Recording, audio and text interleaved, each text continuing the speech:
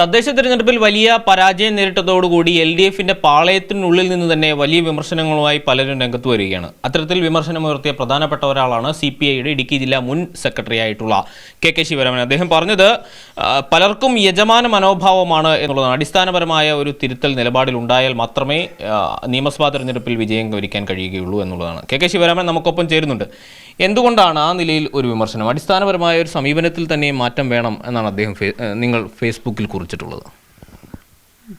തീർച്ചയായും സമീപനങ്ങളിൽ പലതും മാറേണ്ടതുണ്ട്. ഇപ്പോൾ ഈ ഗവൺമെൻറ് 1980 ശേഷം ഇതുപോലെ വികസന പ്രവർത്തനങ്ങൾ നടന്ന, ക്ഷേമ പ്രവർത്തനങ്ങൾ നടന്ന മറ്റൊരു കാലം ഉണ്ടായിട്ടില്ല. അങ്ങനെ ചെയ്തിട്ടും അതെല്ലാം ജനങ്ങൾക്ക് വേണ്ടിയുള്ളതാണ്. അപ്പം വീടെടുത്താൽ, സാമൂഹ്യക്ഷേമ പെൻഷൻ എടുത്താൽ, റോഡുകൾ എടുത്താൽ, സ്കൂളുകളുടെ നവീകരണം എടുത്താൽ, ആശുപത്രി പ്രവർത്തനം എടുത്താൽ, ഇവിടെയെല്ലാം ജനങ്ങളെ മുന്നിൽ കണ്ടുകൊണ്ടുള്ള ക്ഷേമ പ്രവർത്തനങ്ങളാണ് ഗവൺമെൻറ് നടത്തിയിട്ടുള്ളത്. ഇതെല്ലാം ചെയ്തിട്ടും ജനങ്ങൾ തിരിച്ച് വോട്ട് ചെയ്തു എന്ന് പറയുമ്പോൾ വളരെ ഗൗരവമായി അത് പരിശോധിക്കേണ്ട കാര്യമാണെന്നാണ് ഞാൻ പറഞ്ഞതിൻ്റെ ചുരുക്കം. ഇടതുപക്ഷ നേതാക്കന്മാർ സ്വയം വിമർശനം നടത്തണം. നമ്മുടെ പല നേതാക്കന്മാരും ജനങ്ങളുടെ ദാസരല്ല, യജമാനന്മാരാണെന്ന മനോഭാവത്തിലാണ് പെരുമാറിക്കൊണ്ടിരിക്കുന്നത്. പിന്നെ വാക്കും ചെയ്തിയും തമ്മിൽ പൊരുത്തമുണ്ടാവണം. ആളുകൾ എന്നെയും മറ്റുള്ളവരെയും എല്ലാം നോക്കിക്കൊണ്ടിരിക്കുകയാണ്.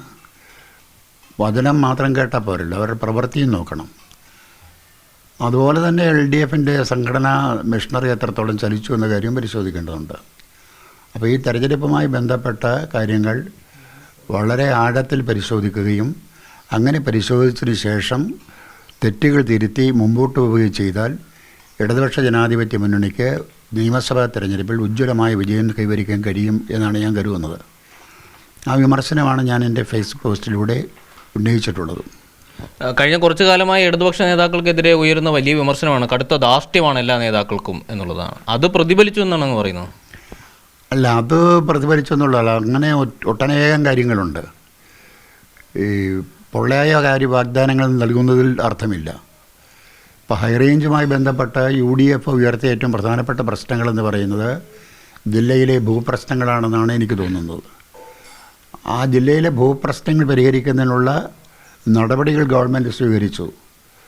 ഇപ്പോൾ 1960 ഭൂപതിവ് ചട്ടത്തിൽ മാറ്റം, നിയമത്തിലും ചട്ടത്തിന് മാറ്റം വരുത്തിക്കൊണ്ടാണ് ഇതുവരെ ഉണ്ടാക്കിയ നിർമ്മാണ പ്രവർത്തികൾക്ക് ക്രമപ്പെടുത്തുന്നതിന് വേണ്ടിയുള്ള നിയമം കൊണ്ടുവന്നത്. പക്ഷേ ആ നിയമം പ്രാബല്യത്തിലായിട്ടില്ല. നിയമം പാസ്സായ ശരിയാണ്, അത് ഗസറ്റ് വിജ്ഞാപനം നടത്തിയതാണ്, അംഗീകരിക്കപ്പെട്ടതാണ്. എന്തുകൊണ്ടോ ആ നിയമം പ്രാബല്യത്തിലായിട്ടില്ല ഇപ്പോഴും. അതുപോലെ പട്ടയത്തിൻ്റെ കാര്യത്തിലും 1960 നിയമം അനുസരിച്ച് പട്ടയ വിതരണം ചെയ്യുന്നത് ഹൈക്കോടതി വിലക്കിയിട്ട് 1 കൊല്ലമായി. ആ വിലക്ക് മാറിയിട്ടില്ല ഇതുവരെ. അതുപോലെ പിന്നെ CHR മേഖല 15,720 ഏക്കറേ ഉള്ളൂ. എന്നാൽ ചില പരിസ്ഥിതി സംഘടനകൾ പറയുന്നതനുസരിച്ച് 2,15,720 ഏക്കറാണ്. ആ 2,15,720 ഏക്കർ സ്ഥലത്ത് നിർമ്മാണങ്ങളോ പട്ടയ വിതരണമോ നടത്താൻ പാടില്ല എന്ന സുപ്രീം കോടതിയുടെ ഇടക്കാല ഉത്തരവ് വന്നിട്ട് ഏതാണ്ട് 1 കൊല്ലമാകുക. അത് മാറിയിട്ടില്ല. അപ്പോൾ അതങ്ങനെ നിലനിൽക്കുമ്പോൾ സ്വാഭാവികമായിട്ടും നമ്മൾ പറയുന്നത് വേണ്ടത്ര വിശ്വാസത്തിലെടുക്കുകയില്ല ജനങ്ങൾ എന്നാണ് എൻ്റെ ധാരണ. അതെല്ലാം ഈ തെരഞ്ഞെടുപ്പ് പരാജയത്തിന് കാരണങ്ങളായിട്ടുണ്ടാവാം.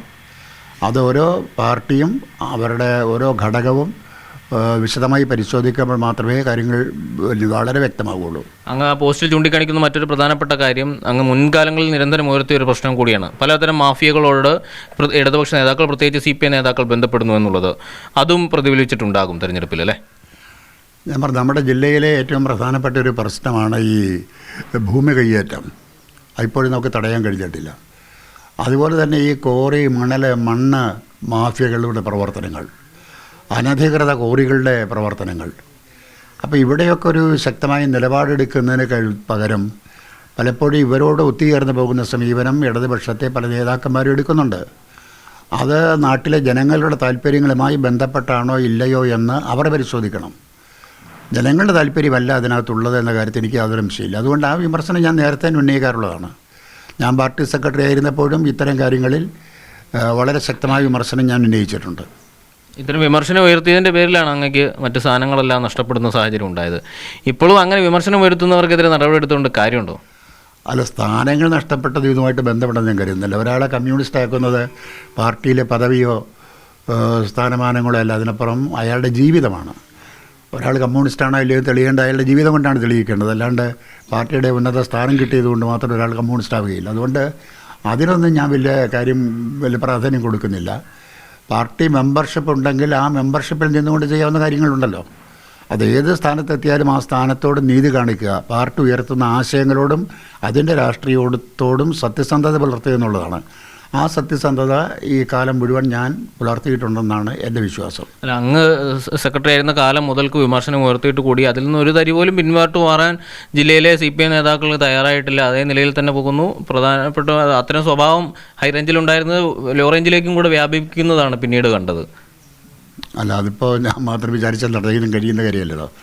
അവർ സ്വയം തീരുമാനിക്കണം. അങ്ങനെയുള്ള ആളുകൾ, അത് ഇവിടെ CPIയിലായാലും CPMലാണെങ്കിലും നമ്മൾ ഉയർത്തിപ്പിടിക്കുന്ന ഒരാശയവും ആശയത്തിൻ്റെ ഭാഗമായിട്ടുള്ളൊരു രാഷ്ട്രീയവുമുണ്ട്.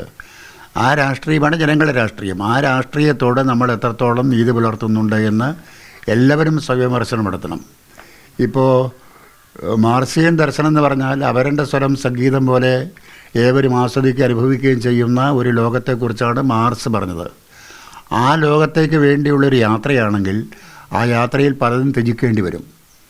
വെട്ടിപ്പിടിക്കുകയല്ല, ത്യജിക്കേണ്ടി വരും. അങ്ങനെ ത്യജിക്കാൻ കഴിയണം. അത് വിട്ടുപിടിക്കുകയല്ല ചെയ്യേണ്ടത്. അതാണ് ഞാൻ പറഞ്ഞതിൻ്റെ അർത്ഥം. തീർച്ചയായും മറ്റൊരു കാര്യം പോസ്റ്റിൽ ചൂണ്ടിക്കാണിക്കുന്നത് ശബരിമല സ്വർണ്ണക്കൊള്ളയുമായി ബന്ധപ്പെട്ടുള്ളതാണ്. സർക്കാരിന് വലിയ തോതിൽ പ്രതിസന്ധിയിലാക്കി. എന്നിട്ടും വ്യക്തമായ നടപടിയെടുക്കാൻ CPMനോ സർക്കാരിനായിട്ടില്ല. സ്വർണ്ണക്കൊള്ളയുടെ കാര്യത്തിൽ ഗവൺമെൻറ് വളരെ ശക്തമായ നടപടി തന്നെയാണ് സ്വീകരിച്ചിരിക്കുന്നത്. ഹൈക്കോടതിക്കും ആ കാര്യത്തിൽ ഹൈക്കോടതിയുടെ മേൽനോട്ടത്തിലാണ് അന്വേഷണം നടക്കുന്നത്. ഹൈക്കോടതിക്കും ഗവൺമെൻറ് നിലപാടിനെക്കുറിച്ച് യാതൊരു വിമർശനവുമില്ല. പക്ഷേ എനിക്ക് തോന്നുന്നത് ഈ മനുഷ്യൻ അപ്പം കൊണ്ട് മാത്രം തൃപ്തിപ്പെടുന്നവരല്ല. അവരുടെ വിശ്വാസം ഒരു വളരെ പ്രധാനപ്പെട്ട കാര്യമാണ്. ശബരിമലയിലെ വിശ്വാസത്തിന് പോറലേറ്റു എന്നവർ ചിന്തിക്കുന്നുണ്ടെങ്കിൽ അവർ കുറ്റം പറഞ്ഞിട്ട് കാര്യമില്ല. അവിടെ ജയിലിൽ കിടക്കുന്ന ആളുകൾ അവരെത്ര ഉന്നതരാണെങ്കിലും അവർക്ക് അനുകൂലമായ ഒരു വാക്ക് പോലും ബന്ധപ്പെട്ട പാർട്ടി നേതാക്കൾ പറഞ്ഞിട്ടില്ല. പക്ഷേ അവരെ തള്ളിപ്പറഞ്ഞിട്ടുമില്ല. അവർക്ക് എതിരെ നടപടി എടുക്കേണ്ടതാണ്. ആ നടപടി എത്ര ചെറുതെങ്കിലും ആവട്ടെ, അത്തരം നടപടിയിലേക്ക് പോവാത്തതും ആളുകളിൽ ഒരു വിശ്വാസക്കുറവുണ്ടാക്കി എന്ന് വേണം കരുതാൻ. ഇതെൻ്റെ അഭിപ്രായം മാത്രമാണ്. ജില്ലയിലെ പ്രധാനപ്പെട്ട CPI നേതാവ് MM മണി പറഞ്ഞത് പെൻഷനും മറ്റ് സാമൂഹ്യ ആനുകൂല്യങ്ങളെല്ലാം പറ്റിയതിനു ശേഷം ജനങ്ങൾ മറിച്ചുകുത്തി നന്ദികേട് കാണിച്ചു എന്നാണ്. അതിനോട് എന്താണ് പറയാനുള്ളത്? അത് മണിയാശൻ തന്നെ തിരുത്തിയിട്ടുണ്ടല്ലോ, അങ്ങനെ പറയാൻ പാടില്ലായിരുന്നു. പിന്നെ അതാണ് ഞാൻ പറഞ്ഞ ഈ നമ്മളാരും ജനങ്ങളുടെ യജമാനന്മാരാവാൻ പോരെന്ന് പറഞ്ഞതിൻ്റെ ഒരു കാര്യം ഇങ്ങനെയല്ല അദ്ദേഹം സംസാരിക്കേണ്ടത്. ഈ ജില്ലയിലെ ജനങ്ങൾക്ക് ഏറ്റവും സ്വീകാര്യനായ രാഷ്ട്രീയ നേതാവാണ് മണിയാശൻ. എനിക്ക് അദ്ദേഹത്തോട് വലിയ സ്നേഹമുണ്ട്. പക്ഷേ ഈ മൈക്കിൽ പതിക്കുമ്പോൾ പുള്ളി ചിലപ്പോൾ വിളിച്ച് പറയുന്നതൊന്നും പുള്ളി ഉദ്ദേശിച്ച് പറയുന്നതായിരിക്കത്തില്ല. അത് പറഞ്ഞു പോകുന്നതാണ്. പലപ്പോഴും അത് ആളുകൾക്കിടയിൽ വലിയ അമർഷം ഉണ്ടാക്കുന്നുണ്ട്. ആ പറഞ്ഞത് ഒരു കാരണവശാലും പറയാൻ പാടില്ലാത്തതാണ്. ഇത് നമ്മുടെ ഗവൺമെൻറ് കൊടുത്തതെല്ലാം ജനങ്ങളുടെ അവകാശമാണെന്ന് കണ്ട, അല്ലാണ്ട് ഔദാര്യമാണെന്ന് കണ്ടല്ല. ആ അവകാശങ്ങൾ ഒരിക്കലും UDF ഗവൺമെൻറ് അംഗീകരിച്ചിട്ടുമില്ല.